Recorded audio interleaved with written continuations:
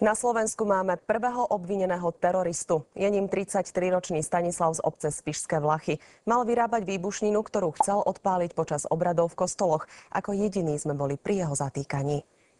Toto je 33-ročný Stanislav. 24. októbra ho zadržala polícia.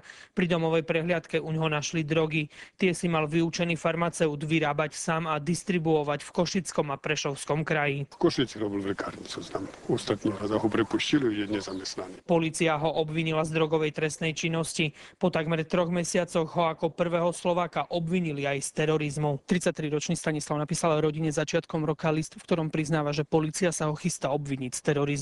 Rodina však novému obvineniu nechce veriť. Podľa nich chce ich syn na seba iba upútať pozornosť. V liste totiž napísal, že chce rozprúdiť verejnú diskusiu o legalizácii drog. Pri domovej prehliadke rodinného domu našli okrem drog aj výbušniny. Tie plánoval odpáliť v kostole.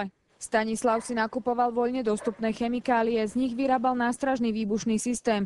Nálože skladoval v garáži rodinného domu, kde býval. Menovaný tvrdil, že by to umiestnil ako voľne položenú batožinu a na diaľku by to odpálil. Tieto výbušniny skúšal odpaľovať aj v lese. Ich účinok zhruba zodpovedá účinnosti ručného granátu RG4. Výbušninu plánoval odpáliť počas omše. K tomu sa aj priznal. Cieľom bolo zastrašiť obyvateľstvo. Pretože podľa jeho názoru cirkev, náboženstvo sú nástroje na ovládanie ľudí a brzdia pokrok. Stanislav bol už 3-krát súdne trestaný za majetkovú a drogovú trestnú činnosť. Od októbra je vo väzbe a tak skoro sa z nej zrejme nedostane. Mimo toho je obvinený samozrejme z nedovoleného ozbrojovania a sprechovania umelných látok. 33-ročnému Stanislavovi hrozí 20 až 25 rokov za mrežami alebo doživotie. Pavol Janič a Veronika Hulíková, televízia JOJ.